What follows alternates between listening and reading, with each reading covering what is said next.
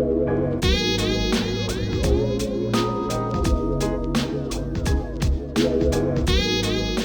out in California now. My family is still in Tennessee. So I abandoned my wife and my 6 kids for about 5 weeks. And that's killing me. But I'm, just taking full advantage of being out here and being able to do what I want when I want to. Okay. And look, I do want to ask you, you've been fighting for 10 years in the UFC. And the reason why I did bring up the fact about your job, because a lot of fighters right now are complaining about fighter pay. Do you think that's a problem? Do you feel like fighters right now should get paid more, or is that like more of a personal problem? No, I absolutely not. The UFC, I mean, if they get paid more, awesome. I'm rooting for them. I hope you guys get paid more in whatever you're doing, just like you do with the fighters. But the UFC pays at such an incredibly high rate for a sport that is. I mean, they have a roster of 800 people. I know they say that only 16 or 17% of the revenue of the UFC goes back to the fighters, but that's after. I mean, that's the other 50% or another 50% goes to supporting the fighters, creating a brand, creating the little bit of everything. They put a lot of money back into the brand of UFC. Everyone wants us to get paid, which is fantastic, but they compare us to the headliners of boxing, and that's not the way the sport goes. I mean, the UFC really is a card top to bottom. And if you have a roster of 800 people, I'll bet you 80% of those 800s don't make the UFC a penny. I look at my first victory in the UFC. I made $20,000, or it was either 20 or 16. I don't remember what I was getting paid back then. But it was in Australia. So they flew me, my 2 corners out to Australia, which was a couple $1,000s. They put us up in this swanky hotel room, which would have been another couple $1,000s, and they gave us 2 of them, one for me, one for my corners. They did the same thing for my opponent. As soon as you get off the plane, they handed me $1,000 for expenses. They did the same thing for my opponent. And then they paid. So I won the fight. So I got I'll say $20,000, and he lost. So he probably made $10,000. I want to say somewhere in there. And we were on the undercard. We didn't make the UFC a single penny. We didn't make them any money. Nobody tuned in, spent money to watch us fight because we were unknowns. My family did. I'm sure his family did, and that was that. And the UFC probably spent close to $60,000 on that one fight. Now they have, in a card of 13, they have 5 fights on the main card, which are usually what make the most money. And then you have the just undercard, which makes some money, but they get paid a bunch. And then they've got the early prelims. They don't make the UFC anything, but they're still making, or the UFC is still paying $60,000, $80,000, $100,000 per fight. But isn't it also like the longevity of the UFC is putting their trust in you that maybe down the line that you can make the money back for them? Oh yeah. Yeah, and that's what they're doing. They're trying to weed out who's going to make money or who's not. I've been there for 10 years. I've made the UFC money, and I feel like they've rewarded me greatly with the money I've made from them.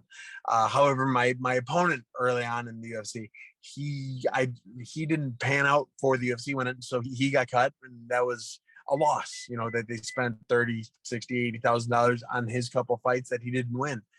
But they gave him the opportunity. They've got to have a system where they can make the undercard someday worth the money. Over the decade you've been with this organization, has it been the same? Has it improved in some ways? Are there some ways that it actually kind of has gotten worse? What can you say about the fighter pay over the years? Well, we are the fastest growing sport in the world. I believe. I'm curious if bare knuckle boxing took over or not. I'm not sure. Bare knuckle boxing they've kind of got a different business model. Yeah. But I think we're the fastest growing sport in the world. And when I started fighting, I believe it was 8-8 is what I was getting paid. Right now, the first fight in the UFC, if you're just coming off the street, is 12-12.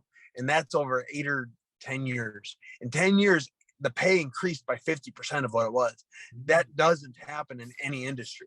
Wow. If you look at, you pick any industry, the pay has not gone up by 50% over that time. And that's only at the baseline salary. the other, I mean, as you get your second, third, fourth contracts, the pay has gone up incredibly.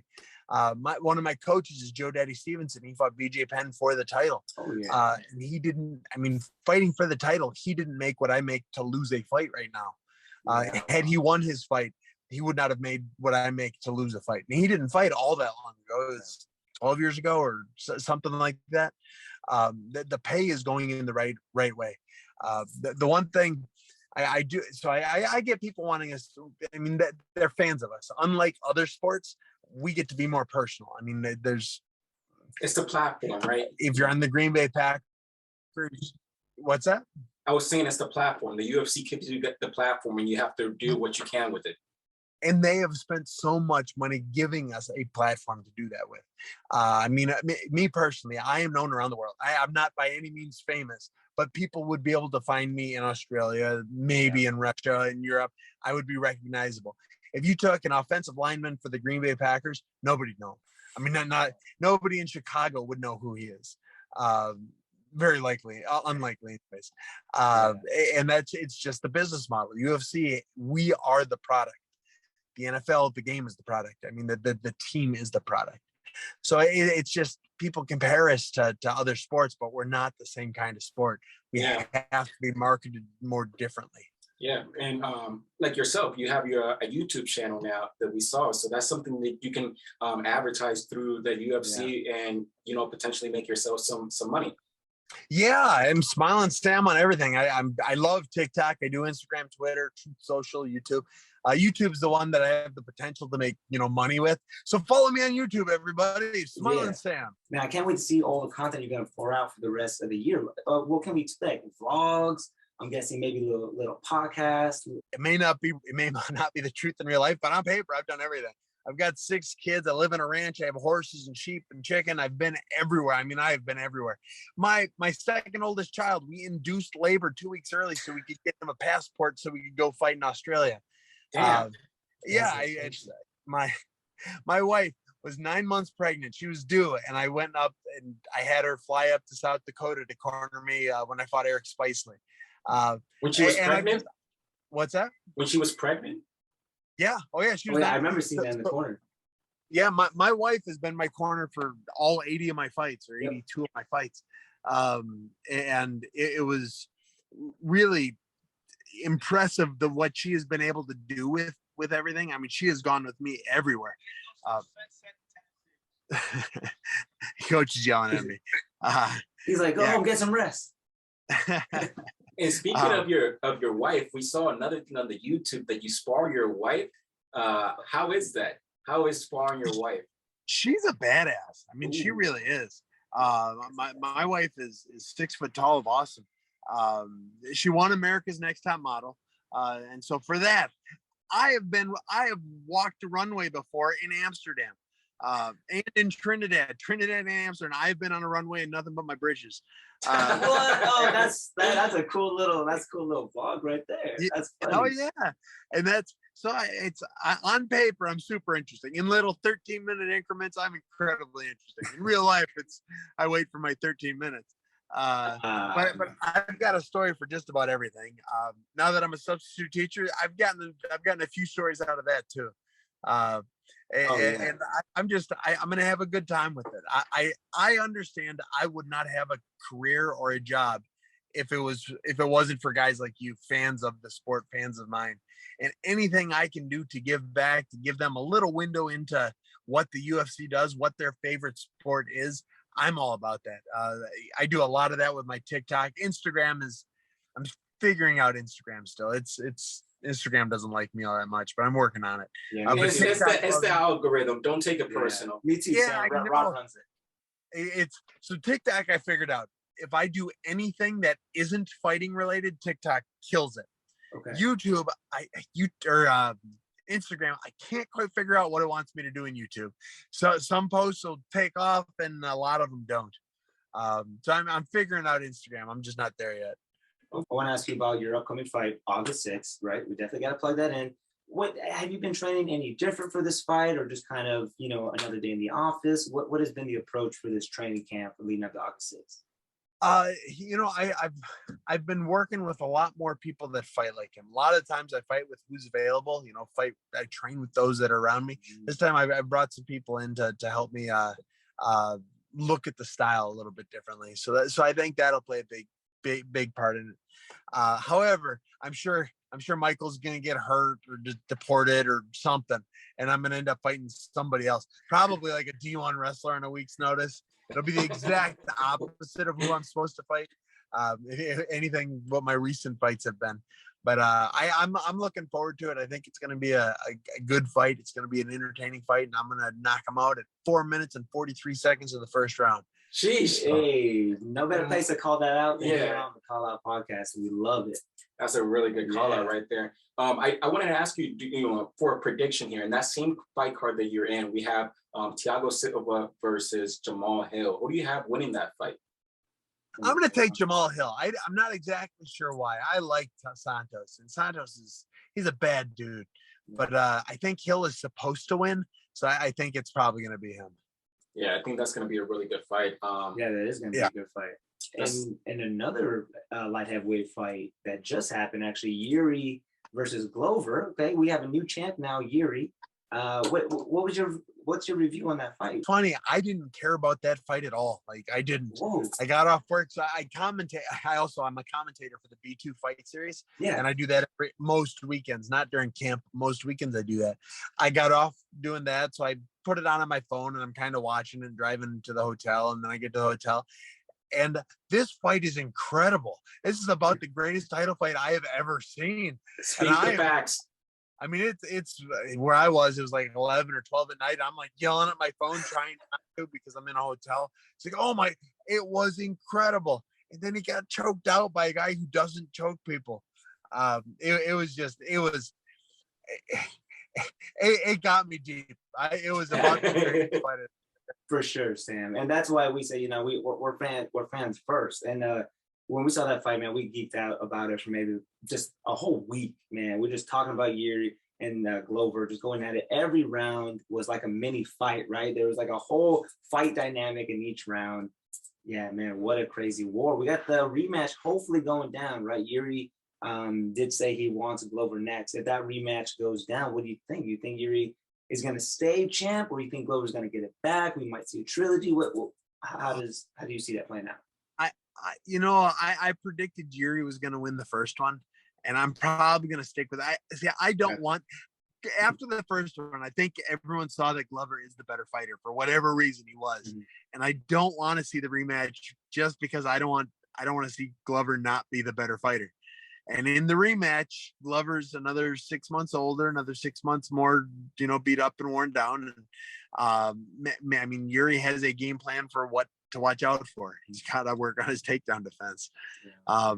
And so I don't want to see the fight again, but I'm glad for Glover. If Glover could retake it, that would be pretty cool. Yeah, that would be awesome. Yeah, and Rob, we were talking about Glover and his age. How awesome is that he's able to do this, in his age? I know a lot of people focus on that, but it really does amaze me, and it breaks all the stereotypes. It's just kind of crazy to see that, right? Just to see him. Yeah, Dan Henderson is my head coach, and Dan Henderson is 2 years old, and he can beat us all up. For 3 minutes at a time, he could beat the hell out of and to watch somebody like Glover, who's 44 or 43, take it to the best in the world, it's impressive. It's inspiring. Yeah, it really is. And I know we got to let you go here. I have one more question here for you. I saw, again, on your YouTube channel, I'm subscribed now. I was just watching your videos. I saw that you actually put me on some game because before I thought that the eye poke, you get a 5-minute recovery, but then I saw your video and you actually don't. So what are your thoughts on that Pedro Munoz fight? Do you think maybe if the ref gives him a little bit more time to heal up and calm down, and we can get the eye open, that we can continue the fight? Or do you think just as soon as he said, I can't see, and it's done? What are your thoughts on that? Well, I'll start by saying I am a fan of Sean O'Malley. I do like Sean O'Malley. After that eye poke, I do not like Sean O'Malley fans. My God, they were all, he checked every kick. He was winning. Shut up. Good God. You can like a guy and understand that something bad happened. It wasn't even an eye poke. If you watch something underground. If you watch that, they play, it was a punch. Whatever it was that caused the initial damage, there was an eye poke. It was over the eyelid. I've been poked many times over the eyelid to where it hurts enough to make you want to stop. Eyes are tricky. I mean, you only have two of them, and they're real easy to lose, easy enough to lose. So I understand them being a sensitive spot for doctors, where if you say, I can't see, you know, or just, then it has to be stopped.